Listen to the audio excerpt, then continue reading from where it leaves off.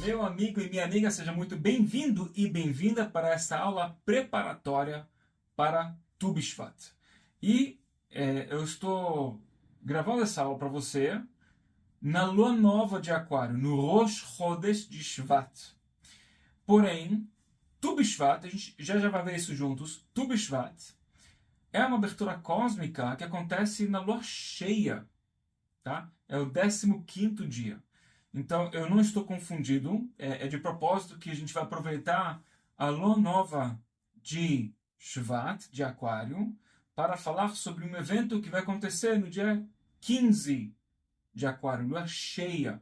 Tá? Então, estamos aqui na lua nova para falar sobre a lua cheia, que será daqui a exatas 2 semanas. E por que isso? Bom, primeiro que acho que eu ri comigo mesmo. Acho que é clássico do mês de Aquário, do signo de Aquário. É clássico você fazer as coisas meio que diferente. Por que não fazer direito e reto? Não, vamos fazer assim, né? Então, claro, no final das contas, é muito importante a gente se preparar para as aberturas cósmicas. Tu B'Shvat é uma abertura cósmica que a cada ano, acho que desde 2017, eu menciono ela por alto. Eu tenho um vídeo que eu gravei um tempo atrás, aí eu mando para todo mundo sobre informações sobre o vídeo, e é isso. E eu decidi, como a gente já tem feito faz algum tempo, nos últimos 12 meses mais ou menos, que é aprofundar sobre cada uma das aberturas cósmicas, entrar em detalhes interessantíssimos, assim como fizemos com Purim, com Pesach, claro, Rosh Hashanah Yom Kippur a gente sempre faz, mas entramos também em níveis mais profundos ainda este ano. Eu acho que foi bem mais detalhado, bem mais interessante. E também Hanukkah, certo? Então, quem tem acompanhado essas aulas sabe o que eu estou falando. A gente está conseguindo ensinar ideias e conceitos que eu te garanto, você não vai ouvir em lugar nenhum. Tá? São ideias que eu fico muito, muito feliz. Primeiramente, a gente conseguir estar falando sobre isso e revelar essa divindade para todos, primeiro. Segundo, como eu digo, todo esse trabalho é um mérito de todos os doadores e doadoras da 91 que estão me possibilitando para eu conseguir parar e criar o que se fala conteúdo de qualidade. Eu pessoalmente não gosto da palavra conteúdo de qualidade. Eu acho que para muitas pessoas isso são palavras ocas. Mas eu quero dizer assim, para criar para você algo que ajude a você, que ajude a tua alma de verdade, que seja novo, refrescante, não aquelas mesmas ideias que a gente remastiga a cada ano, certo? Então, claro, é muito importante lembrar dos conceitos básicos. Eu acho que isso sim tem muito valor de repetir os conceitos básicos para a gente assegurar que a gente se apropria deles. Junto com isso, há de haver algo novo. Se você já sabe qual é a mesma piada que vai vir no minuto 15, então eu acho que chegou a hora de a gente fazer uma coisa nova, não é isso? Então eu quero agradecer de novo, primeiramente, os doadores e doadoras que possibilitam, e todo o mérito e toda a luz que vocês vão ver, não acredita em mim, se eu conseguir transmitir para você o que eu quero transmitir para você hoje, você vai ver que a abertura cósmica que a gente vai falar sobre, que é a Tu B'Shvat, é incrivelmente poderosa. E quando a gente perceber o que a gente tem que fazer é quase nada, e o que a gente ganha é tudo. É realmente muito impressionante. Então, todo esse mérito, toda essa luz vai primeiramente para todos os doadores e doadoras, e claro, suas famílias e seus queridos, e todo mundo que está ao seu redor. E também eu quero agradecer você que está aqui me assistindo, que você tem um recipiente. Se fala, né, quando a pessoa está pronta, então vem o professor, assim, eu digo, eu não sei se eu sou professor, mas eu sei que eu tenho mérito neste momento de ser um canal da luz do Criador. Então eu agradeço que você está pronto e que eu estou pronto para poder compartilhar com você, e que nós estamos aqui nessa interação tão bonita, tão gostosa entre almas, tá? Então, vamos lá. Vamos então entender. Então, mais uma vez, como eu falei, vou repetir de novo. Eu agradeço todos os doadores e doadoras. Realmente, vocês me ajudam não só a fazer mais, é também fazer mais quantidade e qualidade. Tá? Realmente é muito, muito importante essa sintonia que nós temos entre nós. E vamos lá, gente. Estamos então na página número 5 na apostila e vamos começar a seguir a ideia. Então, primeiro, Tu B'Shvat. Tu B'Shvat é o 15º dia do mês cabalístico de Aquário, chamado Shvat. Tá? Então, assim como Tu Be'Av, Tu Be'Av é o 15º dia do mês de Leão, né? Daqui a 6 meses. Então, Tu é 15. Por quê?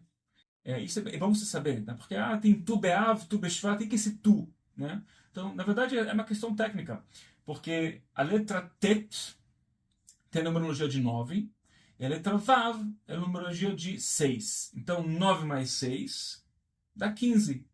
Então, o 15º dia, o dia 15 de Shvat, em hebraico, você vai falar, né? Vai combinar letras hebraicas, que elas são números também. Então, você faz, como é que você faz 15? Uma das opções é tu, que é tet, vav. Juntos eles vão formar o som de uma palavra que é tu. Tu é, tipo, né, tu, você. Tu significa numerologia 15. É só isso. Aí você pode pensar, Daniel, mas por que você colocou 9 mais 6? Não seria mais legal colocar 10 mais 5? Sabe o que? Não só que é mais legal, para quem sabe um pouco de Kabbalah, 10 é a numerologia da letra Yud. E 5 é a numerologia da letra Rei. Yud, Kei, são duas letras sagradas, é o início do nome sagrado do tetragrama. É o nome que é o impronunciável, né? O Yud e Kei e Vav e Kei. Então, por que você não fala já, sei lá, o K de, né, o Yud Kei do mês? Exatamente por ser um nome sagrado, a gente tem reverência e respeito a esse nome sagrado. Portanto, a gente de propósito não fala Yud Kei do mês, a gente fala Tu, para não, sem querer, falar um nome divino em vão, que não seja, sabe, sem querer escapulir algo, tá bom? Então, curiosidade, como está na apostila, para quem não sabia, a gente fala sobre isso no curso de Luas Novas, no curso de Astrologia Cabalística. Sempre o 15º dia de cada mês cabalístico, ele vai ser a lua cheia daquele mês. O que significa lua cheia? Então, de novo, nós estamos nesse momento agora, na gravação dessa aula, na lua nova, no início do mês. E a gente fala que nós seguimos o ciclo lunar na Kabbalah, que a lua representa a nossa alma. A lua não tem luz própria, a gente não tem luz própria. A lua somente tem a luz que ela recebe do sol e reflete. Nós também vamos sentir luz quando nós recebemos e compartilhamos. Tem que ter os dois. Tem que ter o recebimento e tem que ter o compartilhar. Tem que haver os dois. Não só compartilhar, não só receber, tem que ter essa dinâmica, tá?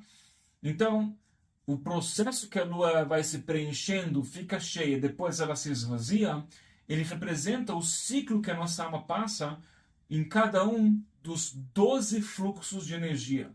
Ou, em outras palavras, em cada um dos 12 signos. Cada um de nós tem os 12 signos dentro da nossa alma e, conforme a gente vai entrando em cada mês, aquela energia do mês, no caso, a energia de Aquário. Então, você tem que saber no teu mapa astral onde é que está o Aquário, em qual casa astral, qual é a casa astral que começa no signo de Aquário, se você tem astros no signo de Aquário, e eles serão mais influenciados e vão se despertar mais. É a área da tabela que vai se despertar mais durante esse período.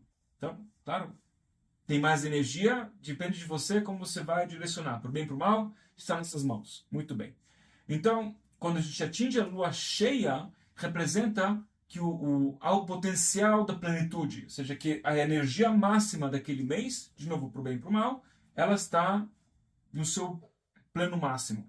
E, claro, acho que para a maioria de nós que estamos aqui juntos, representa um potencial de muitas bênçãos. Tá?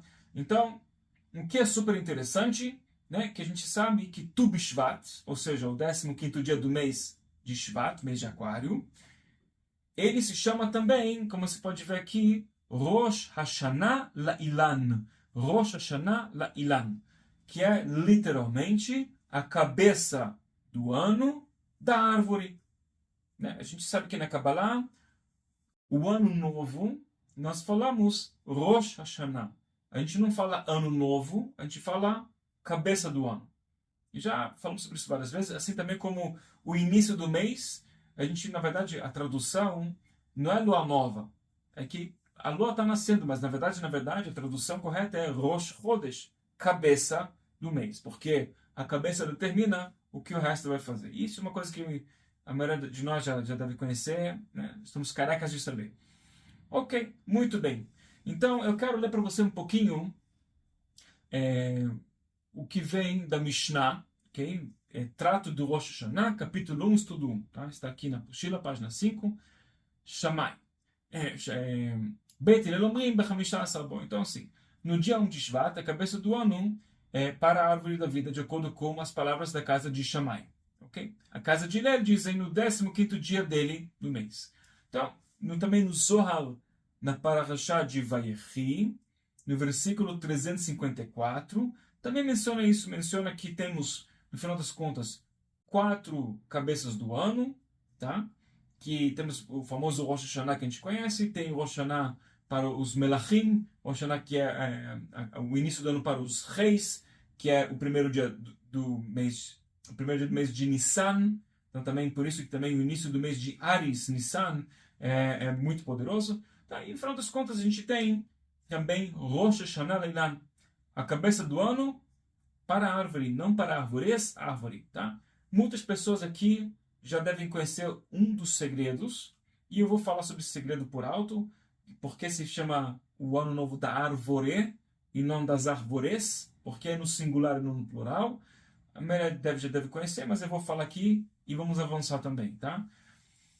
Porém, e esse é um grande porém, é uma coisa que não sei se você já parou para perceber, ao contrário de outras aberturas cósmicas anuais que nós temos, tá? A gente tem várias aberturas cósmicas anuais, tá? Então, a gente tem Purim,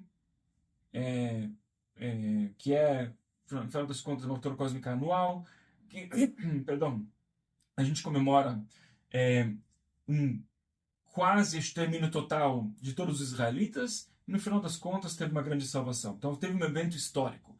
Temos Pesach, um evento super histórico, parceiro do Egito, então gente aqui, um evento histórico. Quantos filmes já fizeram sobre isso? Um evento histórico. A abertura do Mar Vermelho, um evento histórico. Dade da Torá, que é uma abertura cósmica muito importante, um evento histórico.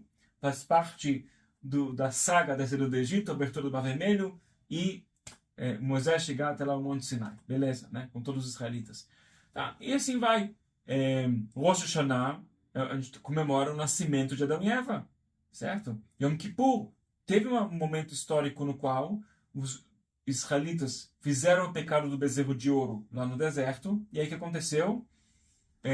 Moshe subiu para o Monte Sinai por mais 40 dias e 40 noites, depois mais 40 dias e 40 noites. Então, Moshe subiu no Monte Sinai 3 vezes. Ele ficou 40 dias e 40 noites, desceu na primeira vez, bezerro de ouro. Subiu mais 40 dias e 40 noites só para apaziguar os céus, para ver que nada se destrói. E ele consegue assim, calma, vamos esperar um pouquinho antes de trazer destruição para o povo de Israel. E depois subiu de novo por mais 40 dias e 40 noites. E quando ele desceu na terceira vez, no 40º dia, era exatamente Yom Kippur. Tá? Então é um evento cósmico. E assim vai. Todas as aberturas cósmicas, Hanukkah também. Hanukkah acabou de acontecer pouco tempo atrás. Uma tremenda abertura cósmica, né? Que é um momento histórico. A única abertura cósmica anual que a gente tem, que comemoramos o Ano Novo da Árvore, não aconteceu nada historicamente, nada. Inclusive, é um evento meio que quase esquecido. Ele só recentemente, nos últimos mais ou menos 450 anos, que começou a ter um pouco mais de atenção. Mas é um evento que não tinha muito, assim, acontecia. E até mesmo dentro do mundo da Kabbalah, que ele é, assim, Tu B'Shvat começou a ter mais conhecimento e reconhecimento e conexões e coisas a fazer a partir da explosão, né, da era da renascença da Kabbalah, que foi mais ou menos a partir do período do grande mestre de Kabbalah, o Arizal, o Rabbi Isaac Luria. Até então, era muito desconhecido, pouco se fazia. Tá? E mesmo assim, do ponto de vista cabalístico, este é um dos dias de poder mais potentes para atingir a correção máxima do pecado original de Adão e Eva. É muito... Vamos ver então, vamos lá. Então, gente, para você ter uma noção, gente, em Tu B'Shvat nós temos 2 alachot e 3 costumes. O que são alachot? Alachot são encaminhamentos das mitzvot. Então a gente tem esse, vamos lá, vamos aprender rapidamente, um parênteses. Não é o tópico da aula, mas vamos aprender, vamos aproveitar, porque Lua Nova de Aquário é o momento da gente abrir a cabeça, tá? Vou contar para você aqui uma coisa pessoal minha. Eu sempre conto isso na Lua Nova de Aquário, que na Lua Nova de Aquário de 2009 foi quando eu me mudei para o Brasil para disseminar a Kabbalah aqui no Brasil. Eu comecei o processo, minha jornada começou na Lua Nova de Shvat, de Aquário, e eu cheguei aqui no dia 2 de Aquário também, é o aniversário de falecimento de um grande mestre de Kabbalah, o Rabbi Zusha, de Anípoli, tremendo mestre. Então, assim, 2 dias muito abençoados. E antes disso, isso foi em 2009, tá? Mas em 2005, há algumas boas décadas atrás, exatamente no Nova de Aquário, e propositalmente eu fiz a Kavaná na Nova de Aquário, foi quando eu comecei eu comecei a trabalhar com Kabbalah. Ou seja, eu comecei a falar, ok, eu vou começar a trabalhar com isso. É isso que eu vou fazer na minha vida. Foi quando até então eu fazia trabalho voluntário, eu dava palestras introdutórias, assim, fazia umas coisas, mas era algo que eu fazia, assim, encaixava na minha vida. E eu fazia um pouco extra, um pouco de esforço, mas eu tinha minha vida e a Kabbalah encaixava. E foi naquele dia, na Lua Nova de Aquário 2005, que eu falei, ok, vamos virar. E proposital, porque tem uma bênção especial que vamos ver também na aula de hoje o que é essa bênção, tá? Então, vamos aproveitar, vamos em parênteses. Tem uma coisa chamada halachot. Halachot, elas são como você faz as mitzvot, os preceitos, ok? Por exemplo, tem um preceito que sei lá, guardar o Shabat. Great. O que significa guardar o Shabat? Então, tem halachot, existem regras que ajudam a me encaminhar para segurar que eu faça certas coisas e deixe de fazer outras para eu entrar nesse âmbito de guardar o Shabat. Certo? Comer kasher é uma grande mitzvah. Como é que você faz isso? Comer alimentos que são bons para a alma. Essas regrinhas não são ideias inventadas pelo ser humano, são derivados de vários estudos de ideias codificadas na Torá. Ok? Great. Agora, em cima das mitzvot, ela também tem uma coisa chamada costumes. O que são costumes? Costumes são costumes. Okay? O que é a ideia de costumes? Não são mitzvot, não são os preceitos que, no caso, estão escritos na Torá, que vieram dos sábios que eles decodificaram ideias que vêm na Torá. São ideias espirituais. De novo, costumes que partem de ideias espirituais que você pode fazer ou não fazer, não é o que vai te faltar na alma para a sua correção. Não é uma coisa que, digamos, é obrigatória ou não para a correção da alma. Assim, são boas ideias, bons atos. Normalmente os costumes eles vão em cima das mitzvot. Então, por exemplo, fazer mikveh é muito bom, certo? Fazer mikveh é uma mitzvah, dependendo da situação. Por exemplo, fala que é muito bom uma mulher que é casada, claro, se ela quiser, né? Depois de 7 dias depois do seu período menstrual, é bom ela fazer um mikveh e se unir com o seu marido. Great! Isso é uma mitzvah muito bonita. Tem um costume que quando a mulher está grávida, fazer mikveh todo dia. Claro, sempre com cuidado, se ela não puder entrar na água, se a água está fria, está quente, tem que ter muito cuidado para não baixar a pressão, mas se não houver lembra dessa questão de perigo para a mulher grávida, então é um bom costume. Assim, não é uma mitzvah, bom, para se purificar extra. Ela não precisa fazer, mas é uma extra que você coloca para purificação. Assim também vai para o homem. Você fala que o homem é bom ele também fazer mikveh todo dia. É um bom costume. Não é obrigatório, não é necessário, mas é um bom costume de você se purificar. Ler Zohar todo dia, mesmo se você não entende nada, é um bom costume. Não é uma coisa obrigatória, é um bom costume, tá? esses costumes, eles têm raízes e bases em ideias espirituais muito sublimes. Não são invenções, tá? Mas, no final das contas, não é uma obrigação, é um costume, tá? Então vamos entender. Temos duas alachot, ou seja, duas mitzvot Tu B'Shvat. Não se faz tachanun. Fala, gente, não sei nem o que é esse tachanun. O que é esse tachanun? O que é? É jachnun, é uma coisa para comer? Tem comida emenita chamada jachnun. Não é jachnun, não é comida emenita. Tachanun é um negócio na reza muito específico que tem o costume de fazer na reza matinal e de tarde, para quem conhece, logo depois da reza principal chamada Amidah. Se eu estou falando contigo grego, é porque realmente você nem precisa se preocupar com isso. De qualquer forma, dentro do mundo da Kabbalah, o Arizal, o Rabbi Tzchak Lura, fala que não se deve fazer Tachanun de qualquer jeito, nunca se deve fazer Tachanun, porque ele fala que não é bom para a alma. Então, ou seja, a primeira mitzvah, completamente irrelevante, porque a gente na Kabbalah, eu não faço, tá? A gente não faz. Então, se você não saber o que é, não interessa porque a gente não faz e pronto. A razão pela qual você não sabe, porque a gente não faz. Tá? Segunda mitzvah, não se jejua. Tá? Por que isso é relevante de falar de não jejuar? Duas razões. Primeira razão, tem o costume de fazer jejum nesse período, tá?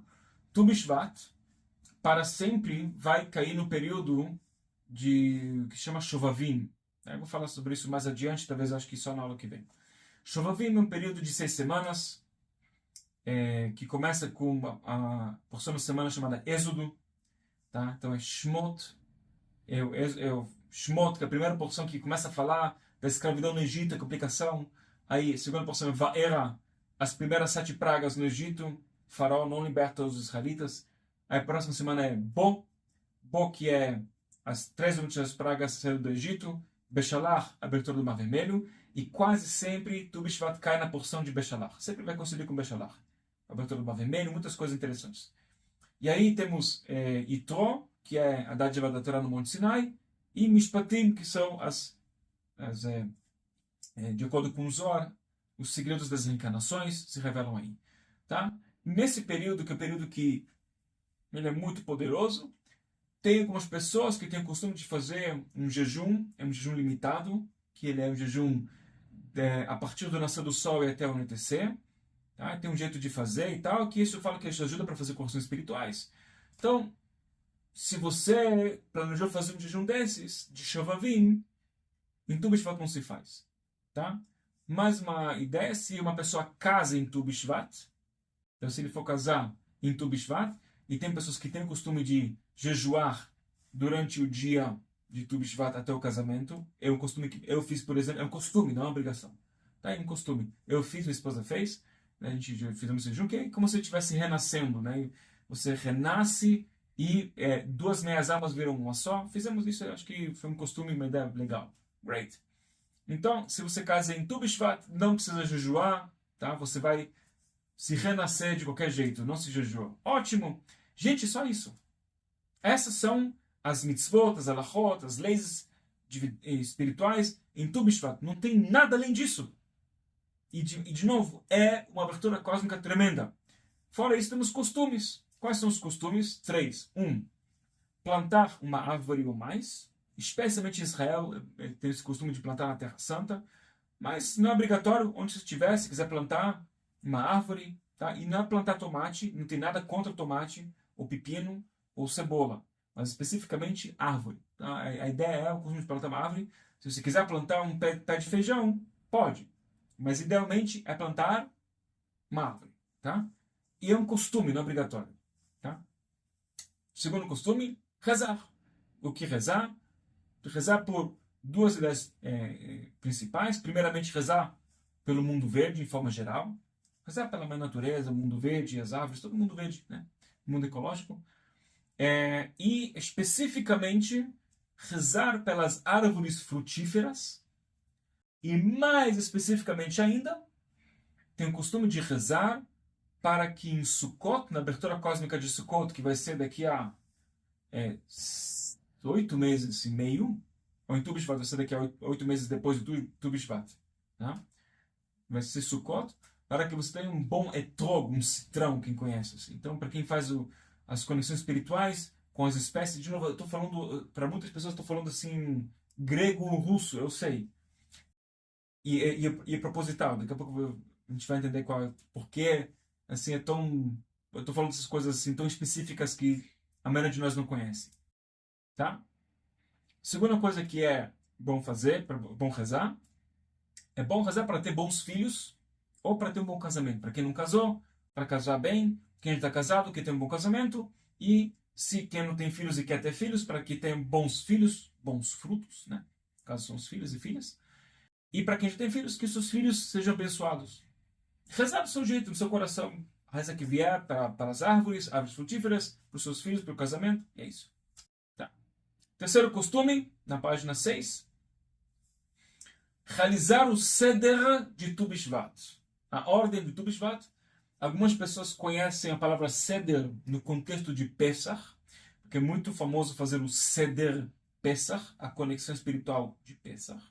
Em Tu B'Shvat também tem um Seder, isso, um Seder 100% cabalístico.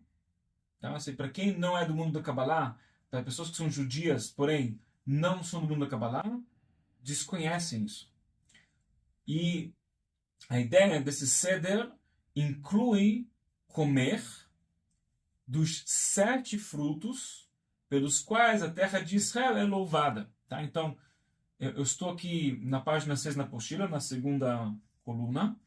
Tá? Então, existe uma coisa chamada que são as 7 espécies, ou os frutos pelos quais a terra de Israel é louvada. São 7 tipos de colheitas mencionados no Deuteronômio 8, versículos 7 e 8. Está aqui para você. Porque o Senhor teu Deus está trazendo vocês para uma boa terra, uma terra de águas correntes, fontes e cisternas que jorram dos vales e montanhas, uma terra de trigo e cevada, vinhos, figos, romãs, uma terra de azeite, azeitonas, que é a mesma coisa, e hidromel. Hidromel que é o mel das tâmaras. Tá? Então são as tâmaras, no final das contas. Esses são 7, de novo. Trigo, cevada, vinhas são uvas, tá? Então trigo, cevada, uvas, figos, romãs, azeitona e tâmaras. Tá? Então se você tiver, é bom comer. E ainda mais, alguns também acrescentam para quem tem um etrogo, que é um citrão, tá? Que é assim, a chance de você ter em casa é zero. Porque o negócio cresce praticamente somente em Israel, e você tem que encomendar e tal, e é complicado de ter. Então, assim, a maioria de nós não vai ter, mas tem pessoas que usam, fazem uma geleia de citrão, guardam de Sukkot, para tal, mas essas são 7. Então, já vou falar para você, é bom você ter, em Tu B'Shvat, é bom você ter essas 7 frutas, ou pelo menos, se você conseguir parte delas para comer, é bom você ter para comer, abençoar e comer. Tâmaras, podem ser tâmaras secas, tá? Você não vai ter como conseguir tâmaras não secas no Brasil, acho que não vai crescer aqui, tá? Azeitona, fácil. Romã, hoje em dia é fácil de você conseguir. Aliás, quando tâmaras em muitos supermercados, você encontra tâmaras importadas de Israel. Se chama aquelas tâmaras bem... que tem muita carne. Se chama tâmaras madhul, tá? Eu digo porque tem tâmaras que são importadas do Egito, da Síria, do Líbano ou da Jordânia. Que, beleza, mas já que, se você conseguir encontrar uma tâmara que vem da Terra Santa, faz diferença, tá? E do resto, cresceu onde cresceu, tá? Mas assim, eu digo, já que você come uma tâmara, como uma tâmara que é importada de Israel, que já é importada de qualquer jeito, não cresce aqui no Brasil, tá? Então, e aí de resto, o que você encontrar do Brasil também tá ótimo. De novo, figo, romã, azeite, ou não, azeitona no caso, uva, e no caso trigo e cevada, quem não tiver claramente restrições alimentares, aí claro, se você tiver uma restrição alimentar para qualquer um desses alimentos, não coma. Não, não, não é obrigatório. A questão não é o comer das frutas, a questão é as conexões espirituais, mas de repente você pode aproveitar e comer também. Se você não tem problema de saúde com essas frutas. E para trigo e cevada, você vai comer um biscoitinho, um pão, uma coisa assim que é feito de, né? Não tem como você comer trigo, tá? Great. Por quê, gente? Porque em Tu B'Shvat a gente vai comer dos frutos. para quem não tiver restrição alimentícia, come dos frutos das frutas. Então, o que é frutos ou frutas, né? Fruto é o aproveitar dos resultados. Literalmente em português, você vai desfrutar, não é isso? Em português até coincide. Até inclusive quando se fala de usufruir. O que é usufruir? Né? Ou uma pessoa que ela tem usufruto, isso vem do latim. Né? O usufructus, que é uso fruto. O que é o fruto? Rendimento. Então, é o direito de usar algo sem ser o proprietário daquilo. Usufruto. O que é usufruto? O direito de você usar algo sem ser o proprietário.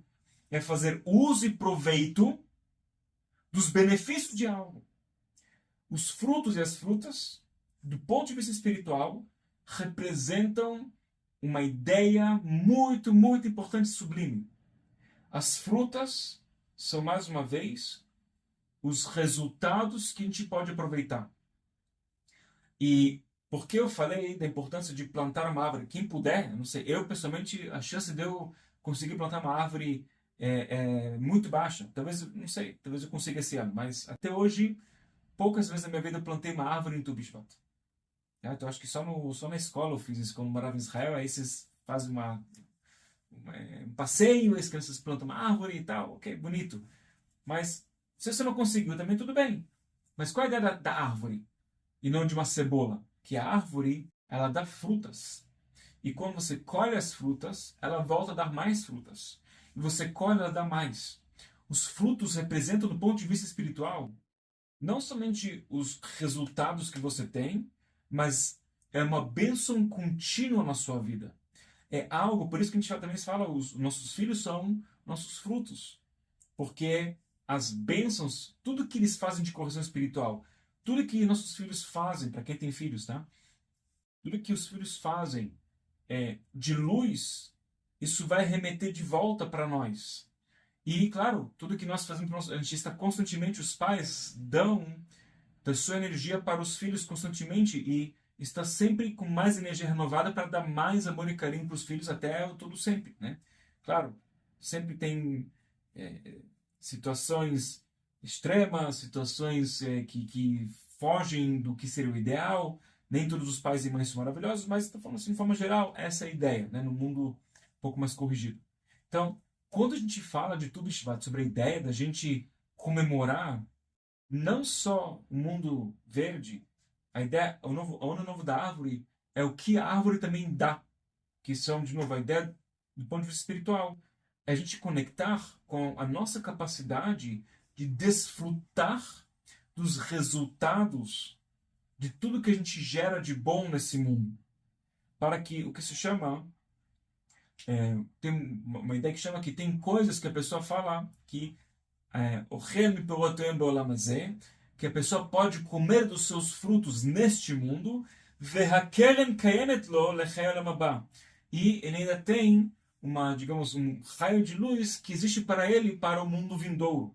Então, tem coisas que nós fazemos que nos beneficiamos e, de novo, nós desfrutamos neste mundo e no mundo vindouro. Isso, e a ideia da fruta é isso. Que tem bênçãos que a gente faz que beneficiam o mundo físico e o mundo espiritual. Ok? Então, na página 7, como a gente vai ver juntos, se Deus quiser, vamos começar a ver na aula de hoje. Tu B'Shvat é disparado a abertura cósmica mais peculiar e menos entendida de todas. Acho que a gente está começando a entender isso.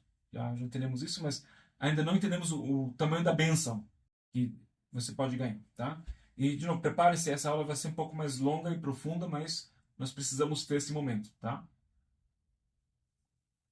Então, bom, como eu já mencionei, o esforço que você faz é mínimo, o ganho é o máximo, e essa abertura cósmica ela passou muito despercebida, desapercebida até praticamente a era do Arizal, que é o século XVI. Até então, pouco se fazia, inclusive até o próprio Seder, que é a cerimônia de Tu B'Shvat, é uma coisa muito recente, uma coisa que somente nos últimos séculos começaram a fazer.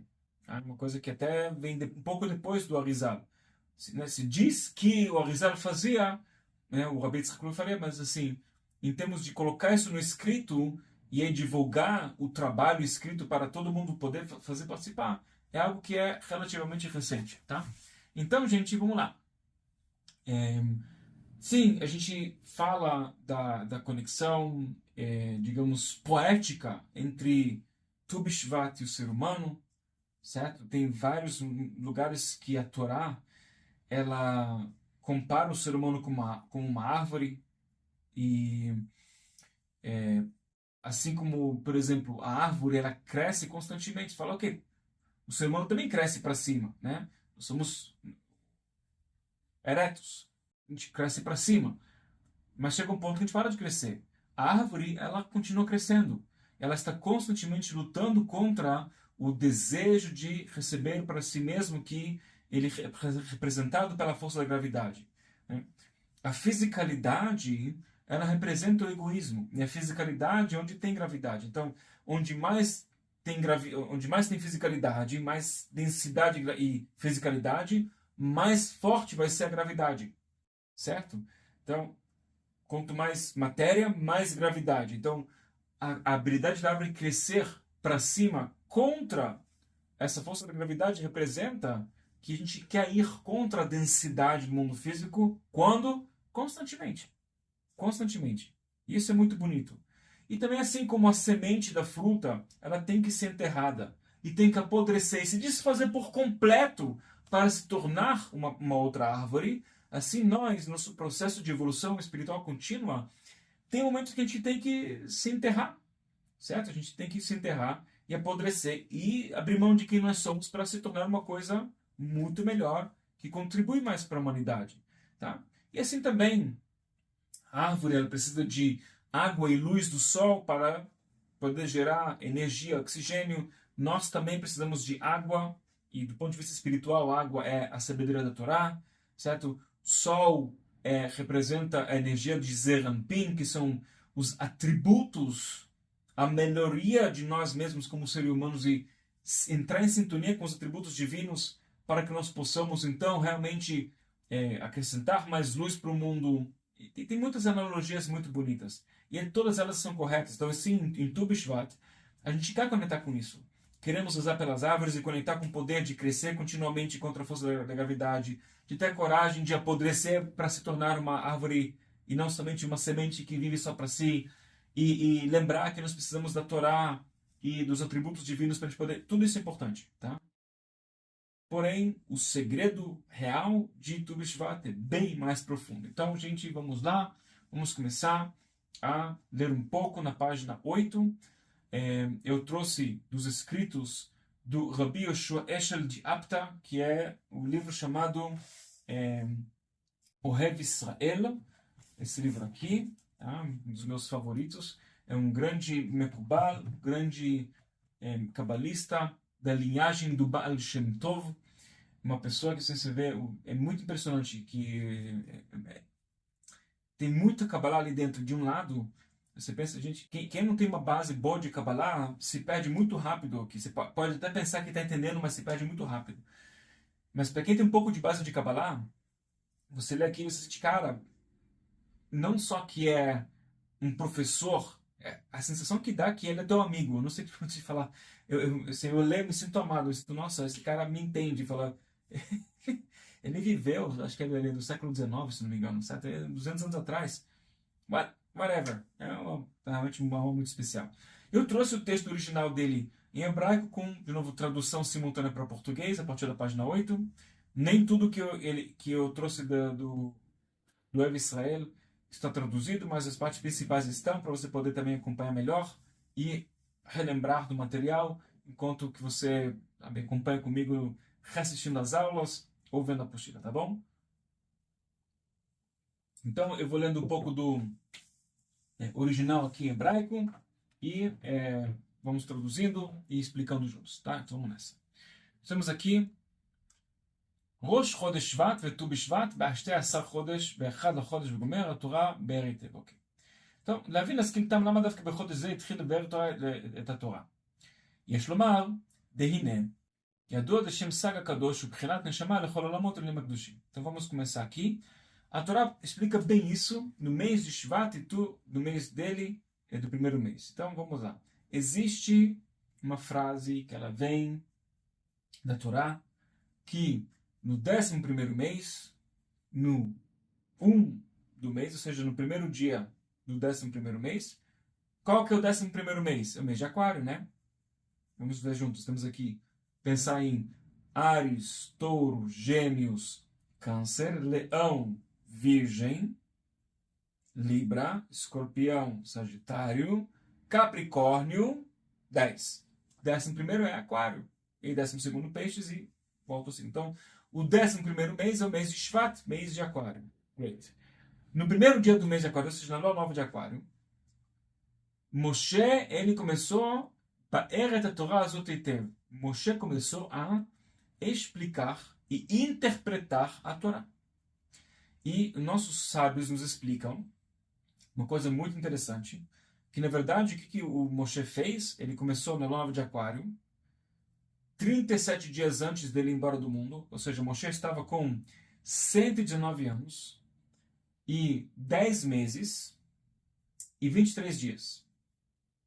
E quando ele completou 120 anos, ou seja, 37 dias depois, ele se foi embora do mundo. Então ele está com 119 anos, 10 meses e 23 dias, 37 dias antes dele ir embora do mundo, que é Rosh Chodesh de Shvat, lua nova de Aquário.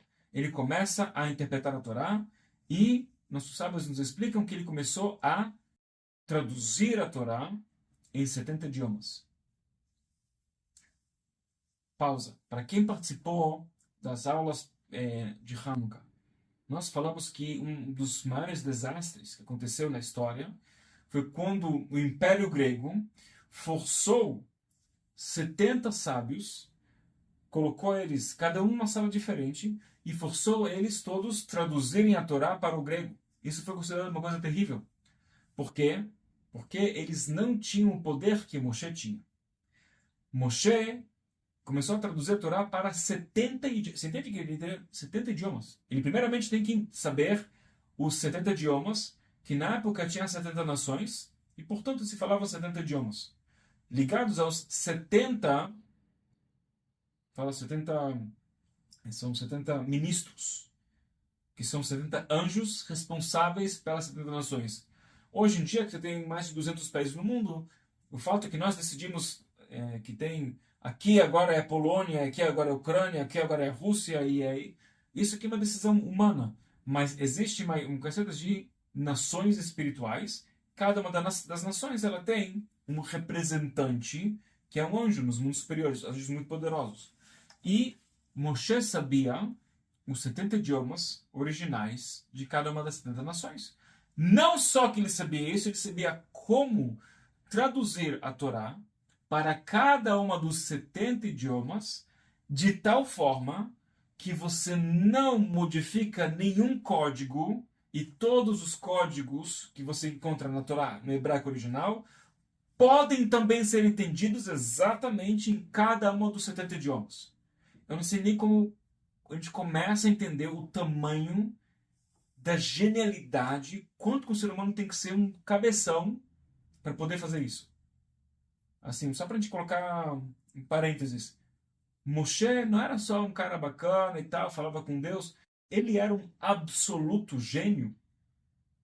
E a grande questão é que, assim, Moshe entendeu que ele ganhou toda essa sabedoria, não para si, ele ganhou a sabedoria para poder usá-la para o bem. Então, ele teve uma inspiração divina de fazer isso. Falou, ok, falta pouco para eu terminar meu tikkun, eu tenho que ir embora desse mundo. E, claro, ele tentou lutar assim, até o final para ele não ter que ir embora do mundo com 120 anos, para ele poder ele entrar na Terra Santa e tal, mas ele falou, que eu saiba, ele é o chefe dos profetas, assim, ele tem 37 dias para viver, então assim, eu tenho que também fazer minha parte de terminar meu tikkun. E o que acontece? Por que 37 dias antes? Então, tem toda uma explicação muito interessante, até coloquei para você na apostila. Eu não vou entrar em todo o mérito disso, tá? Mas só para você entender que há uma razão pela qual Moshe escolheu justamente 37 dias antes. Então está escrito, eu vou falar direto em português, é sabido que o sagrado nome Sag é 63, tá? que é o nome de Deus que representa um dos mundos espirituais mais elevados, chamado mundo da criação, Olam Briah, tá? Ele é equiparado com Sfirah de Binah, quem conhece nos mundos espirituais. Então, é o nome de Deus sagrado, que é o tetragrama Yud Kei Vav Kei, de novo estou na página, outro na apostila, na coluna direita. Então, é o tetragrama soletrado. Se você soletra de tal forma como está descrito na apostila, você vai ter exatamente numerologia 63. Tá? E se você pegar o preenchimento, só o que está nas letras azuis, ou seja, tem as letras originais e tem o preenchimento. Né? O preenchimento que está no azul é exatamente numerologia de 37. Né?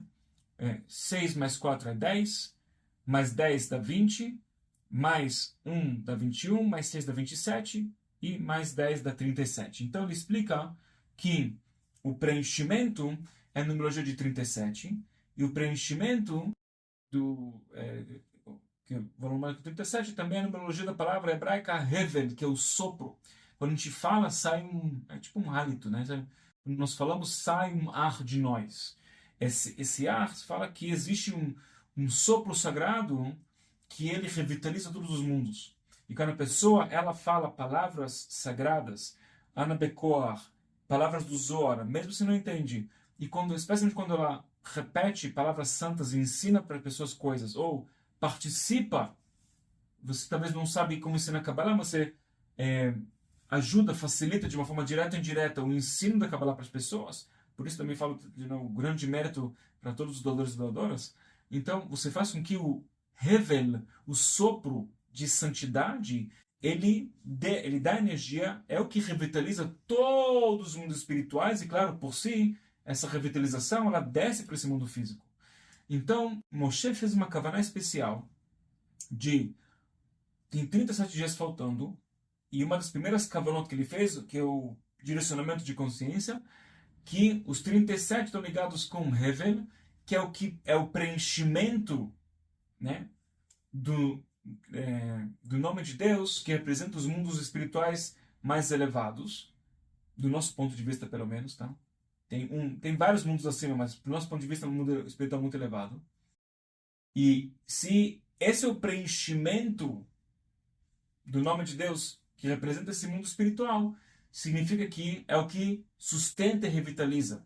Nossas palavras sagradas, justamente faladas aqui da terra, desse mundo assim da lama, traz muitas bênçãos para os mundos espirituais e, de novo, revitaliza tudo lá em cima, e aí as bênçãos vão preenchendo e descendo para todos os mundos espirituais que estão acima de nós, até nós aqui na terra, e traz muitas bênçãos e coisas boas. Tá? Então, mais uma boa razão para você fazer Ana Bekor, ler Zohar, até se você não entende, especialmente para quem está no seu curso de como ler hebraico. Então a gente aprende como também a ler, e até se você não entende nada, é um bom costume para purificar a alma, não é obrigatório, mas é um bom costume, tá?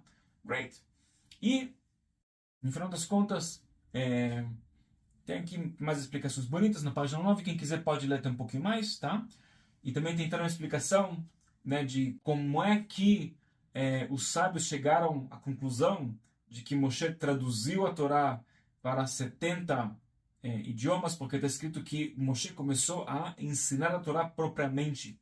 Mas a palavra propriamente, Eitev, tem um jeito de você entender essa numerologia como 70, tem uma explicação bonita, tá bom? E eu não, de novo, está na apostila, não vou entrar nesse mérito, é um bônus para você, não é o propósito da aula, mas já que está descrito, eu achei bonito, deixei na apostila para quem quiser depois aprender mais, tá? Então, ok, agora vem uma questão muito interessante. Se alguém perguntar por que Moshe fez uma suposta mudança na Torá, porque você pega a Torá, ela está escrita no hebraico, falamos que você não pode traduzir para outros idiomas, que aí você perde todo o contexto codificado lá, tem um monte de códigos lá dentro. Tudo bem que assim, hoje em dia, se você assim, pegar tradução, você traduz a Torá para português, para você poder ter um entendimento qualquer, beleza? Mas enquanto que você entende que essa tradução é um pecado, sabe? Entre aspas, tá? É o que a gente tem, ela não representa o que é a Torá de verdade. Inclusive, fazendo essa apostila para você, pegando citações originais de textos de Bíblia online, quantos erros eu encontrei. E a cada vez que eu faço esse trabalho, eu sempre venho para você com esse ar de vítima de, eu não aguento. Mas assim, me dói. Eu fico pensando, gente, cara, o que que passa na cabeça do ser humano que traduziu a Torá, que pensa que ele sabe melhor do que Deus? Que, sabe, tá escrito lá, esse aqui vai ser o versículo tal, começa aqui e termina aqui. Falei, não gostei, eu vou pegar esse versículo e dividir em 3. Quem é você para fazer esse trabalho? Por que você decidiu que tem que fazer dessa forma diferente? Alguém definiu que não é assim. Alguém que sabe melhor do que você. Alguém usou tais palavras, por que você está usando palavras diferentes? Tá? Então, de um lado, eu acho sim, de coração, lindo, lindo que tem essa tradução. Então, lá não é gratuito. Que é melhor do que nada. De outro lado, né? Por outro lado, isso é só bom se você entende que a tradução ela é para você ter uma noção mínima do que está acontecendo. Porque até um israelense que fala hebraico e lê o texto original hebraico, se ele não tem entendimento de estudos da Torá, de Kabbalah, ele não sabe o que ele está lendo. Ele pensa que ele sabe, né? Mas ele não sabe. Talvez até isso seja pior, porque eu digo como israelense, eu lia o texto original hebraico, e só quando eu comecei a estudar Kabbalah eu entendi, gente, eu pensei que eu entendia a Torá, eu não entendi quase nada. Então assim, eu acho que até no meu caso foi até pior. Bom, vamos lá. Então, como é que supostamente Moshe traduz a Torá para outros idiomas, outras línguas? Ninguém pode fazer isso. Então, ok, falei para você, ele teve todo esse insight e tal, mas eu quero falar uma coisa interessante para você, tá? Especificamente no livro de Levítico, tem toda uma seção de muitas regras, halachot, mitzvot, um monte de regrinhas espirituais que pode fazer, que não pode fazer. E no finalzinho assim, de toda essa batidão de regras, tá? É o Levítico, está escrito para você na apostila, página 10, está no finalzinho lá, tá? Capítulo 27, versículo 33. E aí você fala, não se investigará entre o bom e o mal, nem o trocará. Se de alguma maneira trocar, ou seja, você não pode, né, ele está falando assim, você não pode trocar as ideias que estão escritas na Torá, tá? E aí ele fala, a ideia principal assim, não pode trocar, beleza? E aqui olha só uma coisa muito interessante, tá? Eu vou direto para eu vou direto aqui para a página 13. Se você pegar esse versículo na página 13, se pegar esse versículo, de novo, Levítico 27, versículo 33, ele fala que você não pode agora mudar coisas na Torá. Você vai encontrar uma combinação de 4 palavras, que é Hamer, Yamerenu, Vahiyahu, que são destacados para você as iniciais, as letras K, Yud, Vav, K. K, Yud, Vav, K é o tetragrama regente do mês de Aquário. A gente sabe que cada um dos 12 meses, isso está descrito para você também nas páginas anteriores na apostila, cada um dos 12 meses tem um tetragrama regente. Se você for pegar Yud, K, Vav, K, você vai ver que você tem, são 4 letras. Então, quantas opções diferentes você teria para reorganizar, né, o Yud, K, Vav, K? Supostamente seria 16, seria 2 na potência de 4, seria 16, tá? Mas, isso? Mas, sendo que a gente tem 2 letras que se repetem, tipo, uma letra, rei se repete. Então, no total, você tem 12 combinações possíveis de reorganizar as letras do Yud, K, Vav, K. Tá? Yud, K, Vav, K, cada mês tem a sua combinação, que é o fluxo da energia para aquele mês. Qual é o nome de Deus do tetragrama regente para o mês de Aquário? K, Yud, Vav, K. Que ele vem das iniciais do versículo Levítico 27, 33, especificamente falando para não fazer trocas no que está escrito na Torá. E justamente na lua nova de Aquário, lá vai Moshe Rabbeinu, e decide que supostamente ele vai agora traduzir as coisas e trazer uma suposta uma possibilidade de trocar ideias na Torá. Porque aí traduções são interpretações. E na verdade, justamente por saber esse segredo, muito, sabe, o Moshe tinha, esse segredo foi revelado somente mais adiante no Zohar, mas o Moshe já sabia, né, de toda a Torá e toda a Kabbalah.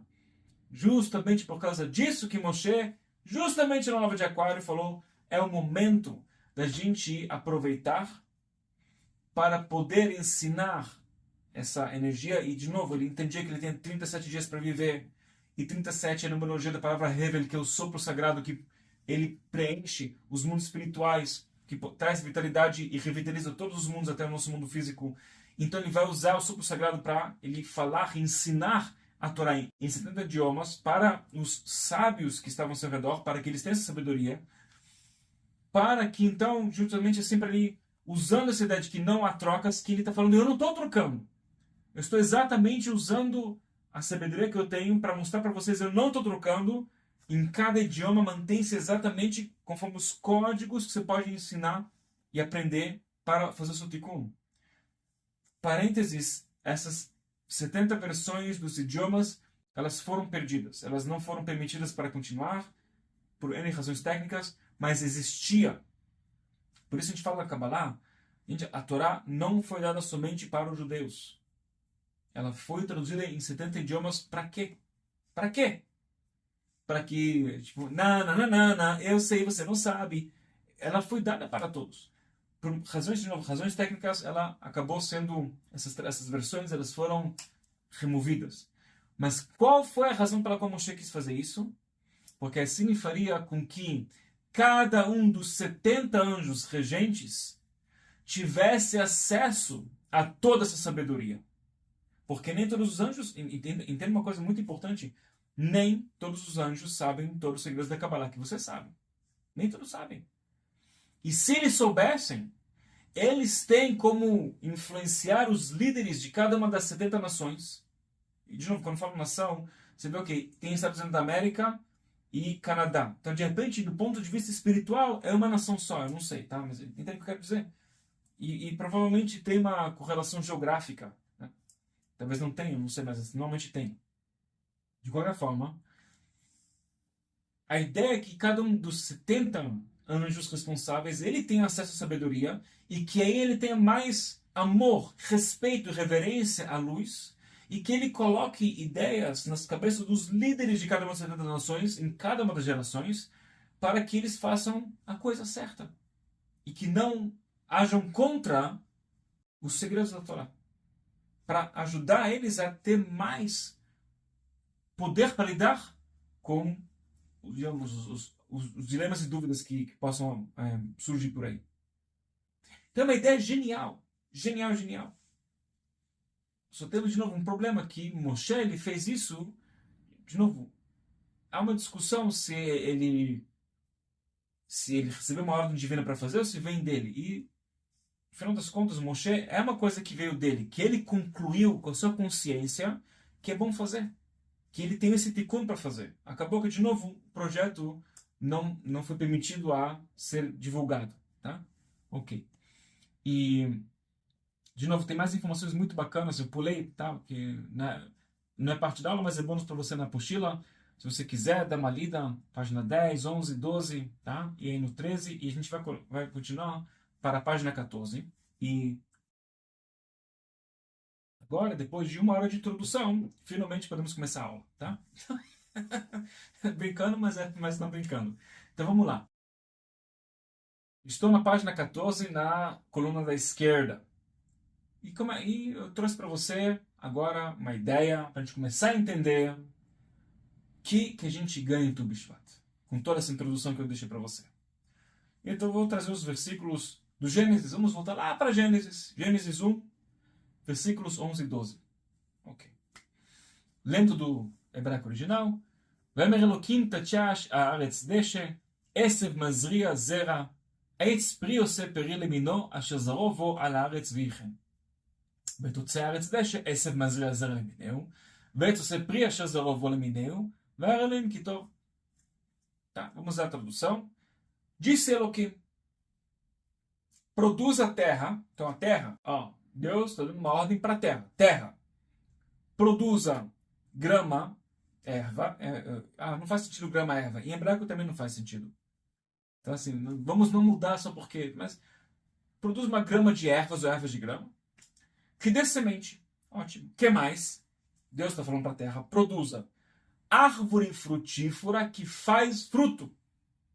Ok. Segundo a sua espécie, ou seja, conforme a sua espécie, cuja semente está nela, sobre a terra, e assim foi. Então, a terra recebeu uma ordem, e está escrito, e assim foi. Ou seja, check. Recebi, está feito, pode confiar. Então, no próximo versículo 12, a gente vê, e a terra produziu grama, erva, dando sementes conforme a sua espécie, ou seja, ela fez a questão da grama certinho, e árvore que faz fruta, cuja semente está nela conforme a sua espécie. E viu Elohim que era bom. Temos um problema aqui. Algo está errado. Mais uma vez. A ordem foi para a terra, você tire árvore frutífera que faz fruto. A terra falou, certo, vou fazer. Mas em vez de ela criar uma árvore frutífera que faz fruto, ela criou uma árvore que faz fruta, não frutífera. Está faltando frutífera. Na tradução em português, eu mudei a tradução, tá? Na tradução em português você nunca vai perceber que tem uma mudança porque eles nem colocaram a mudança lá. Tipo, você nunca ia entender e passa batido. Em hebraico, você consegue perceber que falta uma palavra aqui, tá? Ok. Interessante. O que aconteceu aqui, gente? Aqui está o grande segredo de Tu Bishvat. E vamos mais uma vez ler. Eu vou pular aqui um pouquinho. Eu vou ignorar na página 14 a coluna direita, tá? Eu vou continuar para a página 15. De novo, agora eu vou ler do mesmo cabalista, o Rev Israel, mas aqui é da porção de Gênesis, logo na primeira página, tá? Então agora, sim, o que a gente tinha lido antes é desse mesmo cabalista, mas estava na página 96, que ele fala sobre Tu Bishvat, e agora estou lendo na página 1, que fala sobre Gênesis. Tá? E eu vou ler direto aqui o que ele fala, eu vou intercalar entre o hebraico e o português, conforme a necessidade. Tá? Página 15. E disse Elohim, produz, então ele traz aqui a citação, né? Produz a terra grama, erva que dê semente, árvore frutífera que faz fruto. E o Rashi, de abençoada memória, o Rashi é um grande, ele era uma pessoa que ele tinha acesso a Kabbalah mesmo antes da revelação do Zohar. É um tremendo mestre de 1000 anos atrás, é um dos mais conhecidos do mundo. Ele é um comentarista, ele tem comentários e explicações sobre todos os textos da Torá, dos profetas, os 24 livros sagrados da Torá, sobre Talmud. O cara é, assim, realmente é impressionante. Inclusive, para quem realmente leva a sério o estudo da Torá e quer entender o que está escrito na Torá, você não consegue andar 1 milímetro para frente sem você aprender Rashi. E Rashi, ele era um mestre, morava na França, de novo, mais ou menos uns 1000 anos atrás. O nome dele é Rabbi Shlomo Yitzhaki. Tá? Se você pegar Rabbi Shlomo ben Yitzhak, o Shlomo, filho de Isaac. Mas ele chamava Rabbi Shlomo Yitzhaki, e se você pegar as iniciais Rabbi Shlomo Yitzhaki, fica Rashi. Tá? E também seus filhos foram... O seu filho tem um grande também, tremendo comentarista da Torá, o filho dele é um gênio também. De qualquer forma, Rashi, inclusive, só para você saber, antes ele começou o processo de interpretar a Torá e tal, apesar de ele ser um grande sábio, ele já sabia tudo e tal, mas aí antes de começar todo o processo de colocar no escrito, ele fez um processo de 613 jejuns consecutivos. Claro, é jejum parcial, que você jejua do amanhecer até a noite. De noite você pode comer e beber água. Você não pode a noite inteira, você tem só um período curto para você beber água, se hidratar, comer, e aí você continua com o jejum. Tá? Aberturas cósmicas como Shabbat, Tu Bishvat, não se jejua, Shabbat também não, Rosh Hashanah, mas de resto 613 dias consecutivos, quase 2 anos consecutivos, que ele só comia de noite e bebia e pronto, e o resto só estudava.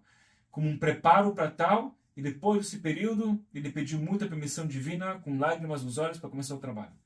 Um gênio dos gênios. E Rashi, ele fala o seguinte, que explica pra gente, Ele interpretou sobre essa ideia da árvore frutífera como significado que o sabor da árvore seria como o sabor da fruta. Porém, ela não fez isso, mas sim até produziu árvore que faz fruta. Como assim? O que significa árvore frutífera que faz fruto? Etz pri ose peri. Significa que, o Rashi nos explica, a árvore original, as árvores originais que tinham que nascer no paraíso e também no mundo físico, eram árvores cujo a árvore em si tinha o sabor da fruta. Tá? Hoje em dia acho que você só tem canela que faz isso, não é isso? De resto, você não pode comer árvore. Imagina você tem uma mangueira e você morde a mangueira e tem sabor de manga. Lindo, tá? Então, antes de eu continuar, eu falo, peraí, Daniel, no paraíso é um lugar espiritual, tinha árvores? Como é que é isso? Então, eu já explico sobre isso num curso mais avançado de Kabbalah, chamado Kabbalah Sem Censuras.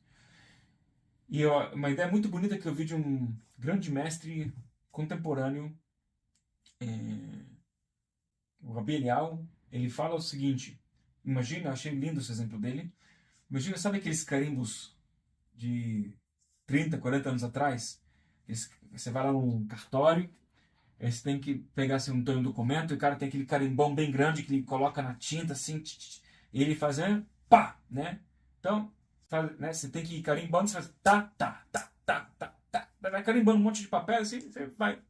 Agora, o que acontece? Você está no cartório lá e alguém pegou a tinta, e você tem que agora carimbar umas 10 páginas. Você tem uma tinta só, então você faz assim para pegar muita tinta, o cara pegou a tinta, agora precisa ir. Então, você tem só aquela leva de tinta, você faz um pá e um papel, pá no segundo, terceiro, quarto, quinto. O quinto já tem sobrinhas, não é isso? O original você vê tudo.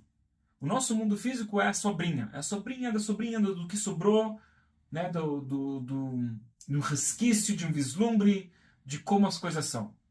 Conforme você vai subir nos mundos espirituais, você tem a noção da origem. Então, sim, nos mundos espirituais existem criaturas e seres maravilhosos.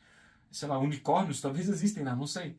E quem está perguntando, nossa, eu amo bichinho, e cachorrinho, e gato, e papagaio, e periquito, e calopsita e tal, e quando eu morrer, você vai ter lá todas essas criaturas que são muito mais lindas, muito mais fofas, não fazem titica, não precisam levar para o veterinário, tá? Não ficam doentes, nada disso. Tem tudo isso e muito mais. Isso é só um nada do nada de que você tem de maravilhas. Sabe? E eu digo assim, Deus o livre, eu não estou baixando o nível dos animaizinhos, eu quero dizer assim que, comparado com as maravilhas que tem lá, tem literalmente... Imagina que você vai num paraíso, você vê assim, tipo, o Rio de Janeiro, você vê do avião, nossa, que bonito ver o Rio de Janeiro, né? Do avião. Do chão, um pouco menos, desculpa falar. Então, são visões e coisas fantásticas. E sim, existe no mundo espiritual isso, tá? Então, existe no mundo espiritual. E as árvores espirituais e também no mundo físico, e as árvores que... A árvore tem sabor. Qual é o sabor? Da fruta. Tá? E a gente não consegue começar a entender porque os sabores eram prazeres completamente acima do nosso entendimento. Não é o sabor de, nossa, eu amo manga. Gente, mas a gente consegue começar a entender o nível do prazer que era o sabor de uma fruta no paraíso. Tá? E as árvores tinham que dar, a árvore em si tinha que ter sabor. Então, a ordem foi, tá? Resumindo, Deus fala para a terra, crie árvores cujo o sabor da árvore corresponde ao sabor da fruta. A terra falou, certo, farei. O que ela fez? Uma árvore que tem frutas, mas a árvore não tem sabor da fruta. E na sequência, o que Deus fala? Vai era Elohim Kitov, Deus viu que era bom. Deus tinha que falar, tá errado, tá ruim. Não, Deus viu que era bom.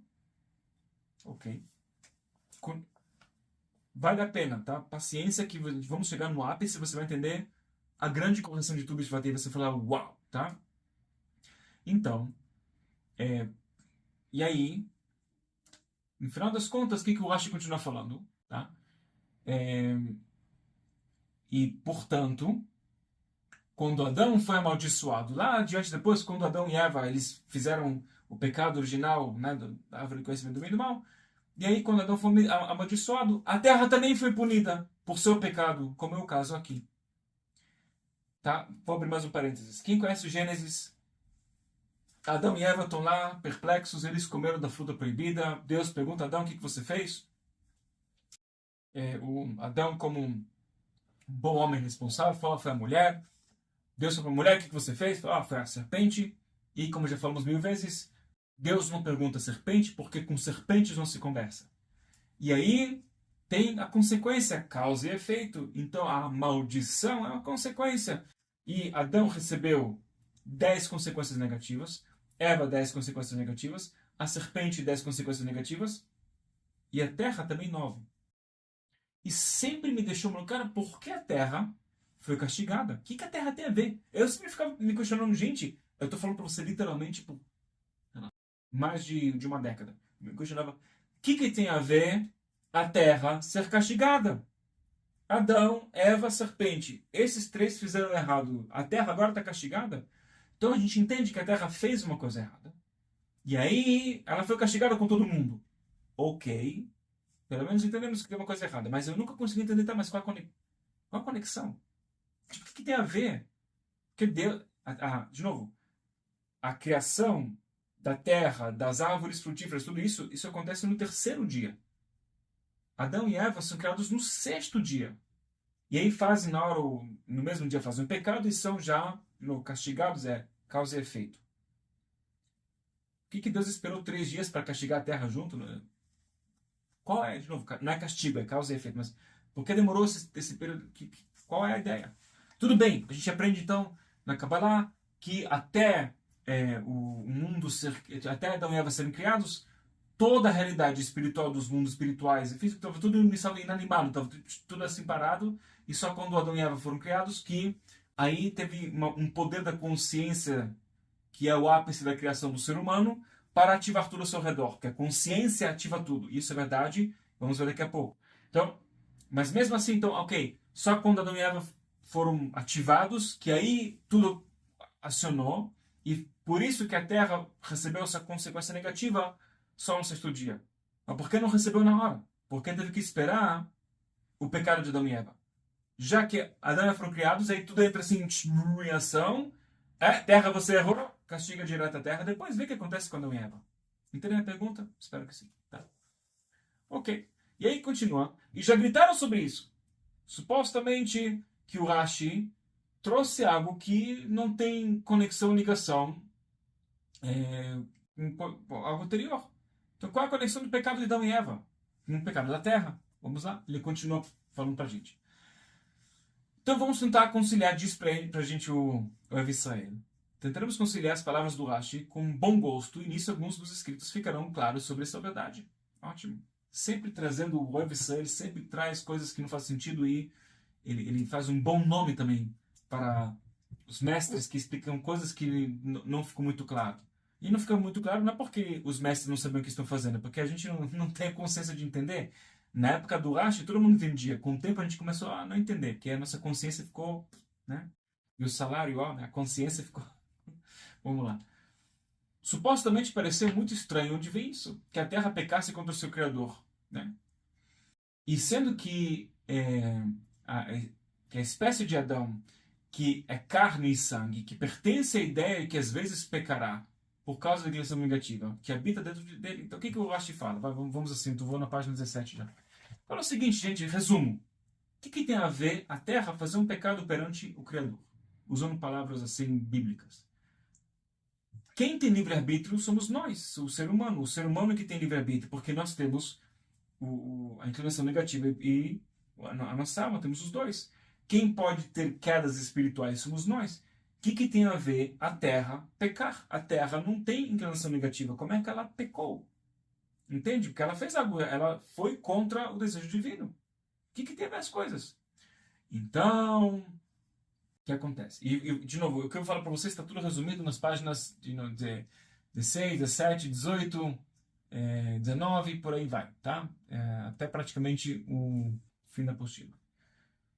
A ideia é o seguinte: o que o Rashi nos explica e que o Emerson nos explica.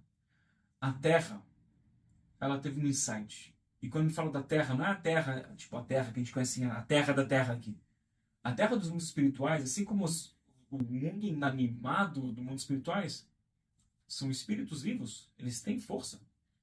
Eu não sei se você já viu, tem filmes, tem muito assim na cultura japonesa, você vai encontrar esses filmes assim, desenhos animados japoneses, Miyazaki, que conhece assim, mas não só na cultura japonesa, que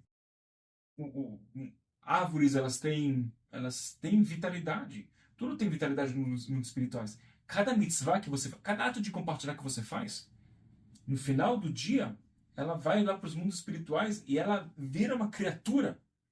Por isso eu digo que tem muitas coisas fantásticas. O que a gente não vê aqui nesse mundo, tem uma razão pela qual o Talmud nos diz que se nós tivéssemos olhos para ver o que acontece ao nosso redor espiritualmente, a nossa alma ia sair do corpo, de tanta maravilha. Tem muita coisa acontecendo ao nosso redor, a gente não consegue ver. Tá? Então, a Terra não é só a Terra, tem uma entidade espiritual que é a raiz da Terra física. E a Terra espiritual, ela teve um insight. Falou o seguinte: Adão vai ser criado. Ele sabia no plano da criação que vai acontecer. Adão vai ser criado e Adão ele tem como pecar, como fazer, tem como escolher para o bem e para o mal. Tem os dois. Ele tem livre-arbítrio. É o tikkun do ser humano e tal. Ele é o ápice da criação. E o Adão, de onde que ele foi criado? Adão e Eva, eles foram criados da terra. Por que o nome de Adão, Adam, é Adam? Porque ele veio da Adama. Adama é terra. O ser humano, ele foi, viemos do pó, viemos da terra. Então, a terra teve um super insight. Sim, Adão e Eva tiveram uma queda espiritual no paraíso aqui, isso vai ser um problema gravíssimo. Porque sim, de um lado eles têm inclinação negativa, mas de outro lado eles são os únicos seres que têm dentro deles um poder divino ímpar.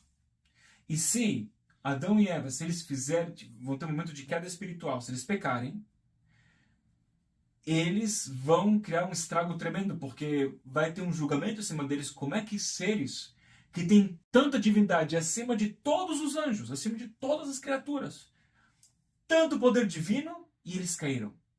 Isso vai criar um problema, eles podem cair muito fundo nas clipot, nesse mundo físico. Então a Terra falou o seguinte: eu vou fazer, deixa eu, Havanit Hakmalu se fala, eu vou agir com astúcia, vou ser inteligente. Eu vou fazer algo diferente. Deus falou para a gente fazer árvores que têm sabor como a fruta. Eu vou fazer uma pequena mudança.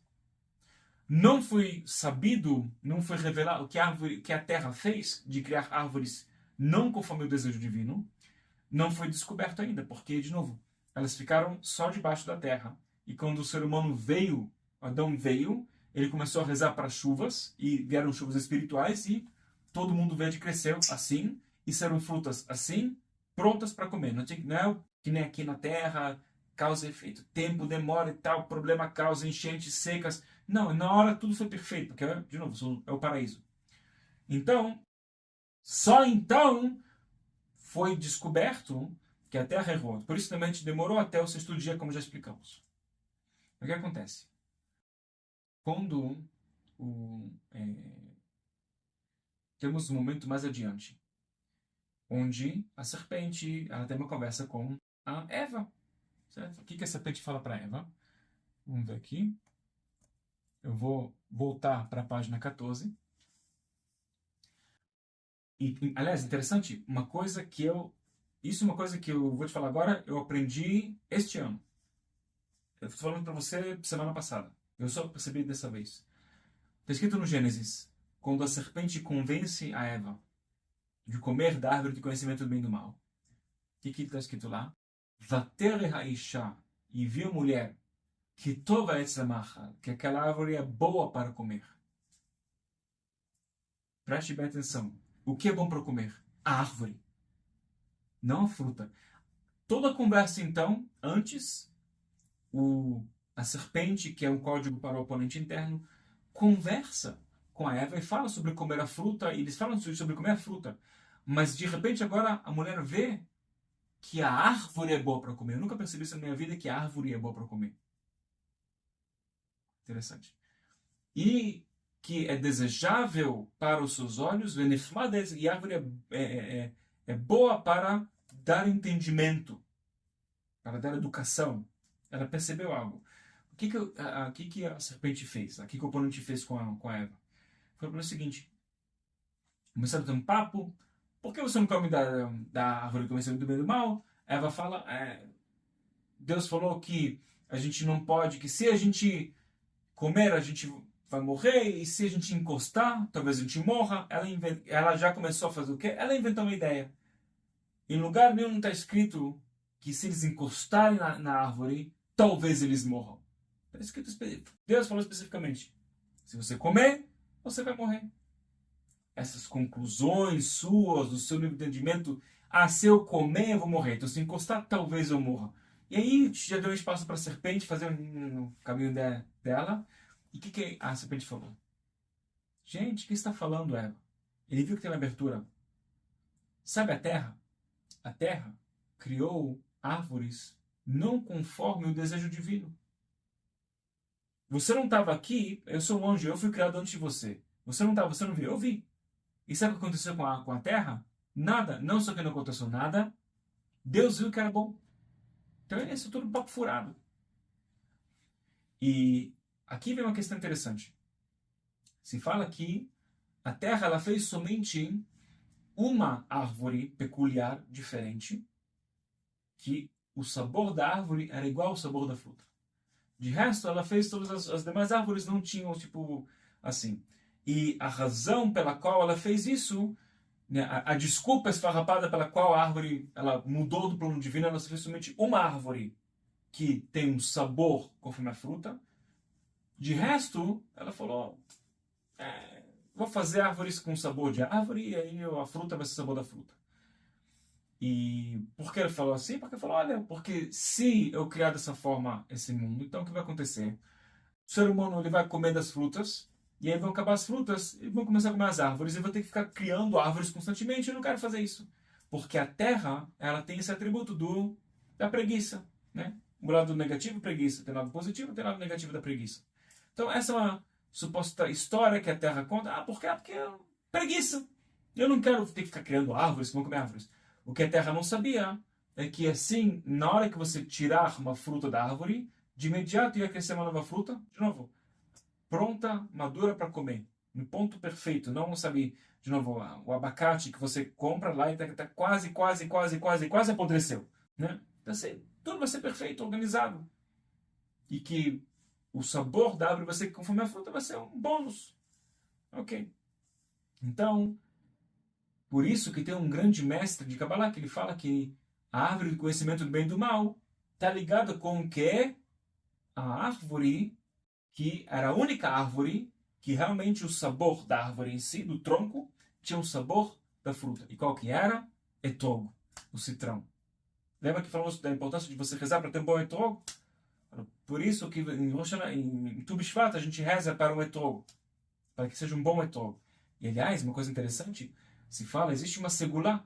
Né? O que é segulá? É uma bênção que uma pessoa pode ter.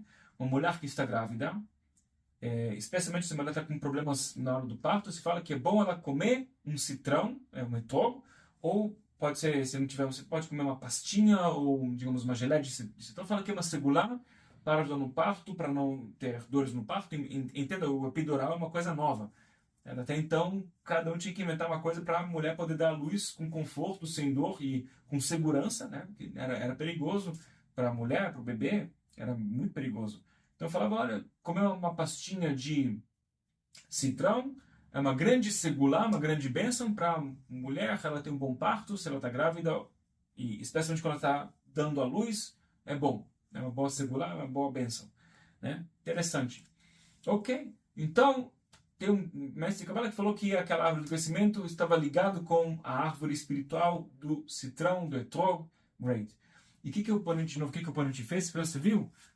Todas as árvores não têm sabor. Essa aqui tem sabor. E ela falou, a mulher viu, essa árvore é boa para comer, não o fruto. A árvore é boa para comer. Ele falou, olha só, que louco, a terra realmente fez algo diferente. Só essa árvore que ela tem um sabor conforme a fruta, as demais não têm.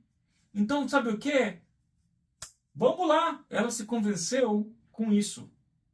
E por isso que a terra foi castigada, veio efeito negativo para a terra também. Por quê? Porque se a terra tivesse feito conforme o desejo divino, o oponente não poderia ter usado essa astúcia, essa confusão, falar, olha, a terra fez algo contra Deus e deu tudo certo e ainda Deus achou que é bom. O oponente teve esse argumento porque a terra fez essa decisão. Mas por que a terra tomou essa decisão? Porque ela quis ajudar, no final das contas, se houvesse uma queda espiritual, para que a culpa seja da terra e não nós. E de fato foi. De fato se diz que, querendo ou não, o ser humano, Adão e Eva, a chance de conseguir superar o oponente era entre zero e nada, de acordo com vários mestres de Kabbalah. E por isso que a Terra se envolveu e falou, deixa eu colocar a culpa em mim. Porque aí que acontece, fala pra gente o Ev Israel, na apostila, que assim, a queda espiritual, parte dela é atribuída à Terra. E se a Terra, parte atribuída à Terra, então dá um alívio. E por isso que em Tu B'Shvat, que é o ano novo da árvore, nós rezamos para o mundo verde. E por isso que a gente não jejua nesse dia. É um dia que a gente quer abençoar e elevar as faíscas de luz que estão nos frutos da árvore. E por isso tem o costume de fazer o ceder, de comer certas frutas e meditar em elevar as faíscas de luz com apreciação que elas existem aqui. E com isso a gente se conecta com a terra. Então, cada mitzvah que eu faço, através dessa conexão com a terra, especialmente em Tu B'Shvat, através de eu me alimentar dos frutos da terra, né, que vem da árvore, que, no final das contas, vem da terra, assim eu faço a correção de todo esse sistema como uma gratidão de que, se não fosse pela terra, a nossa situação ia ser bem pior. Talvez ia ser quase impossível de conseguir subir. Mas o fato, assim, aí também ver os efeitos negativos para a terra. Mas se não fosse pela terra, os efeitos negativos iam vir para Adão, Eva e a serpente, e ia se distribuir mais fortemente Adão e Eva, ao ponto que ia ser realmente talvez pesado demais. Inclusive, interessante, um dos efeitos negativos que veio para Eva, que fala, fala, você vai ter as dores do parto. E por isso que se fala que é bom para uma mulher comer uma pastinha de citrão quando está grávida ou quando está para dar à luz. De novo, hoje em dia é menos relevante, que hoje em dia já tem as bênçãos de outras, sabe, tem, eu não sei, epidural e qualquer outra. De novo, cada um conforme ele acha que é certo, que é errado, mas assim, hoje em dia não. Você tem outras formas de você ajudar um parto com mais leveza, certo? Há 50 anos atrás, 100 anos atrás, é isso, assim, não tem que ir muito longe, né? 1000 anos atrás, não, 100 anos atrás era tipo, é o que é. Até 100 anos atrás era a mesma coisa durante milênios. A mulher tinha que, era o sofrimento do parto. Então, comer da pastinha do citrão é como se fosse, olha, eu estou levando faíscas de luz que estão no citrão, que é a árvore do conhecimento do bem, que a gente se conectou lá, que começou a pular, a gente corrige aquilo, e por isso que vem um alívio do efeito negativo para a mulher. Nice. Legal. Tá? Então, muito bem, gente. Parabéns. Então, eu vou agora começar a chegar aqui na conclusão final da nossa aula. E vamos para a página 22, gente. Gente, qual é a grande questão aqui? Então, eu espero que você comece a entender o grande X de Tu B'Shvat. De por que nós fazemos Tu B'Shvat? Qual é... Eu digo, tem pessoas que estudam Kabbalah há décadas e eu tenho certeza que não sabem de todos esses segredos. Tá? Porque isso é uma coisa que... Eu sei disso porque, de novo, é um tipo de coisa que eu sempre não fico na dúvida. Eu falo, não falo, sabe o quê? Estamos nesse processo, vamos revelar. Mas agora, eu tenho mais um último segredo que vai fechar tudo para você, espero eu. Tá? Qual é o grande segredo aqui, gente? O rei Salomão fala em Eclesiastes, fala o seguinte: Levad re'eh ze matzati asher asa Elokim et adam yashar, vehem bikshou cheshbonot rabim. sozinho. Veja isso, eu achei. Fala assim o rei Salomão.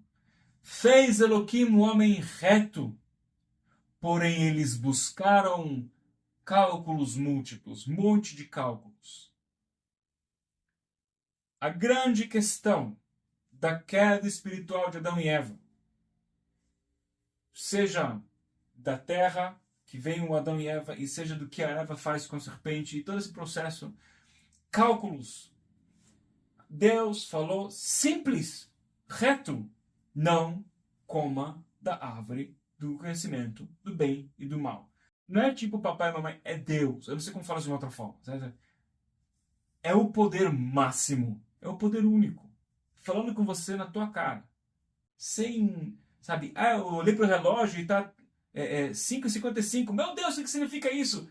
É falando com você do jeito mais claro que tem. Não coma da árvore do conhecimento do bem e do mal. Great! That's it!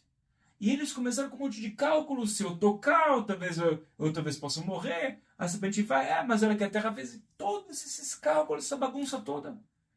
E este é o grande tikkun do mês de Aquário, do signo de Aquário. Se você conhece aquarianos, gente, uma das questões de pessoas que têm signo de Aquário, ou ascendente em Aquário, ou lua em Aquário, eles têm normalmente uma disputa muito não resolvida com Deus. Eu te falo, os seres humanos, os canais de luz, os mestres espirituais que eu já conheci, mais poderosos que tem disparado são os aquarianos. Mas somente, eu diria assim, os beatas, positivamente falando, tá? Não bitolados, são pessoas líderes de verdade. São os aquarianos, mas só quando eles realmente abaixam o seu orgulho, o seu ego, a sua arrogância e falam, ok, eu não preciso entender tudo. Eu vou seguindo. Eu quero entender tudo, isso é muito saudável. Você tem que querer entender tudo. Eu não concordo com tudo, isso é ótimo, é maravilhoso que você não concorda com tudo. E apesar de você não entender, e apesar de você não concordar, e apesar de você ter todas as conclusões, você vai lá e segue o que falam para você fazer. Claro, claro, não cegamente. Mas depois, uma pessoa que estuda 20 anos Kabbalah, chega um ponto que você fala, cara, ok, eu ainda não sei tudo, mas falando para fazer, eu vou fazer, porque eu sei que mais cedo ou mais tarde, quando eu estiver pronto, meu recipiente estiver apto, virá para mim a resposta. Eu vou falar, ufa, ainda bem. Mas só vai vir para mim, paradoxalmente, se eu seguir a risca. Se eu começar a inventar moda, falar, mas isso aqui eu não gosto. Se eu não gosto, beleza. Eu não quero fazer porque eu não gosto. Ótimo. Mas eu não me engano. Eu falo, eu estou fazendo errado. Aí tudo bem. Fala, eu estou fazendo errado. Eu não gosto de fazer isso, que eu não gosto, que eu discordo. E eu sei que eu estou errado. Eu sei que eu não sou suficiente. Eu sei que vem da minha arrogância. Pelo menos eu não estou me enganando. Aqui você tem chance de fazer chuva, se corrigir, dê um insight e vai dar certo. Chega um ponto que não tem que ser só, sabe, ver para crer. Tem que chegar um ponto que é o famoso analogia do Indiana Jones, que ele está lá, sabe, passou por todas as aventuras do Indiana Jones e agora ele está perante um abismo e não tem mais o que fazer. Ele está atrás dele assim, encurralado na parede, ele precisa chegar no cálice sagrado, se não me engano, e ele tem que dar um leap of faith, como se fala em inglês, dar um passo para frente e ele vê que tem uma ponte invisível nos seus pés. E isso é um processo importantíssimo, talvez um dos mais importantes na nossa jornada espiritual. Não ter fé cega. Fé cega não ajuda em nada. É você estudar ao ponto de você ter uma base suficiente para ter clareza, sempre sabendo que lhe haverá um gap. E esse gap você completa, você preenche com certeza na luz. Fala, let's go, vai dar certo. Eu não sei como, discordo, não entendo, mas eu sei que eu não sou perfeito. Eu sei que eu não sei de tudo. Esse é o grande tikkun de Aquário, porque todos os aquarianos, ou ascendente Aquário, Lua Aquário, tem sempre um papo não resolvido com Deus, mas quando se resolvem, eles são os melhores, assim, são canais de luz de verdade mesmo. Eu conheci um cara específico, o cara, assim, não tinha uma conversa com ele que era mundana. Todos os papos começam qualquer coisa, ele fala com você coisas que vão direto para dar uma mensagem de Deus, uma coisa impressionante, mas assim, ele sofreu para chegar lá, mas quando chegou lá, o cara falou o seguinte, isso aqui eu não entendo, isso aqui eu não sei, isso aqui eu não concordo, mas eu faço. Porque eu sei que eu tenho meu lado aquariano muito complexo. E ainda mais, de acordo com o meu outro mestre de Kabbalah predileto, Ben Sachar, eu não tive a chance de entrar aqui em todos os cálculos, mas ele fala uma coisa interessante, que fala que o signo do israelita é o signo de aquário. Porque o aquário em hebraico é dli. Dli significa bucket. Como se fala bucket? Balde. Qual é o propósito do balde? Se preencher com água. Não é isso? É você preencher a água e carregar a água. São os dois. O que é água? Falamos água analogia para os segredos da Torá. Onde não tem água, não tem vida. Onde não tem segredos da Torá, não tem vida. A mesma coisa. O signo, claro que nós podemos superar e ir acima dos signos, mas de uma forma assim, digamos, um status, sei lá, por tabela, né, um default que a gente tem, é que tem um signo do israelita que é regido, ou, digamos, corrigido, perdão, acho que voltou para estar vivo, não sei o que é, corrigido com entre Saturno e o Urano. Saturno está ligado com a regência do Shabat, Saturno está ligado com Malchut e Chesed. Eu explico tudo sobre isso na astrologia cabalística, né? Que Chesed é o amor incondicional, é o compartilhar, e o Malchut, que é a praticidade de viver aqui nesse mundo físico, tem toda essa conexão muito bonita. Mas o outro signo que rege junto com o Saturno é o Urano. E também no curso de astrologia cabalística, eu explico segredos fantásticos. Gente, qual é a regência de Urano? Urano que ele rege, ele é o corregente de Aquário. Ele está ligado, o que a gente chama, eu chamo no curso da astrologia cabalística, né, que é a sombra do resquício do que sobrou de um pouquinho da ideia de Dat, da esfera de Dat, que é a árvore do conhecimento do bem e do mal. De novo, não é que Urano é Dat, ele representa uma sombra de um resquício de uma coisa que sobrou de Dat. Então você vê como as coisas começam a se conectar aqui. O que é Dat? Dat que é Etz Hadat, a árvore de Dat. Temos 3 níveis de consciência divina. Então, sei lá, de forma mochim, de cérebros divinos. Chokhmah, sabedoria. Estuda a sabedoria espiritual. Se estuda, você ganha sabedoria. Você tem experiência de vida, ganha sabedoria. Binah, que significa entendimento, a partir da sabedoria. Então, eu tenho uma sabedoria, agora eu tenho um entendimento. Aprendi assim, então agora eu entendo um pouco mais sobre a vida. É uma conclusão. E aí tem Dat, a consciência. A partir dos dois, sabedoria e entendimento, eu vou concluindo sobre a vida, o que a vida é. E, portanto, assim a vida vai ser para mim. E toda a ideia que acontece com a árvore do conhecimento, Dat, Tovara, com toda a consciência da serpente, e Eva, e Adão, e a terra envolvida, todas essas conclusões de como é que, de novo, eu entendo a vida, porque, de novo, é a consciência que eu tenho sobre a realidade. E por isso também, mais uma vez, em Tu B'Shvat, a gente tem como fazer uma tremenda correção, nada mais e nada menos do que o pecado de Adão e Eva, através de comer de frutinhas. Mas você entende que tudo está ligado agora a uma coisa muito gigantesca, um sistema muito, muito grande. E infelizmente no mundo judaico, só que comemora um pouquinho de tudo. Você não sabe que, assim, você agora sabe mais do que 99% dos judeus do mundo. Só para você saber. Dos israelitas do mundo. A grande maioria das pessoas não sabem nem 0,1% do que você aprendeu aqui hoje. E, de novo, até mais uma coisa interessante. Moshe, ele virou uma carruagem espiritual para Dat. E por isso que Moshe, na lua nova de Aquário, ele decide, 37 dias antes, com todos os segredos relevantes, a começar a fazer o quê? Explicar a Torá em todos os idiomas, para que todos os povos tenham acesso ao conhecimento a todos esses segredos, para que eles possam atingir a conclusão e de consciência certa. Corrigir o seu Dat. E saber que você nem sempre vai saber tudo e também está tudo bem.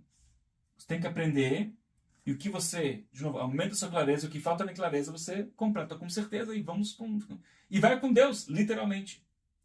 Faz sentido? Espero muito que sim. Então, olha, Eu estou muito feliz porque eu consegui transmitir para você é, tudo que eu quis transmitir na aula de hoje. Ainda teremos uma segunda aula no qual a gente vai entender melhor mais alguns segredos interessantes sobre Tu B'Shvat e o selo de Tu B'Shvat. Tá? Então a gente vai ver isso juntos, mas no final das contas, essa é a ideia principal e eu estou muito feliz porque eu imaginei que ia me demorar mais ou menos 2 horas para falar contigo sobre isso e estamos aqui. Conseguisse também, normalmente quando penso que vai demorar 2 horas, demora 5. Então, eu vou fazer o seguinte, eu vou encerrar a aula aqui. Se eu tiver qualquer dúvida, por favor, eu vou me manter aqui ainda na aula ao vivo para tirar qualquer dúvidas que eu possa ter até o finalzinho da aula. Só antes, mais uma vez, agradeço de coração que você está aqui comigo e todos os doadores e doadoras que me possibilitaram a criar essa aula nova, com ideias maravilhosas novas, para dar um belo nó na tua cabeça, mas depois para você desatar esse e vários outros nós que você nem sabia que você tinha. Eu te peço de coração, escute essa aula de novo mais uma vez, vai escutando, eu sei que é uma aula mais longa, mas vale a pena. Vale a pena porque quando a gente chegar em Tubis daqui a 2 semanas, vai fazer toda a diferença para você, sua conexão com esse dia tão importante e fazer correções na sua alma, e quem sabe mais essa vírgula que faltava para a gente, não é isso? Tá? Então, mais uma vez, meu grande abraço, tudo de bom e eu te vejo na próxima.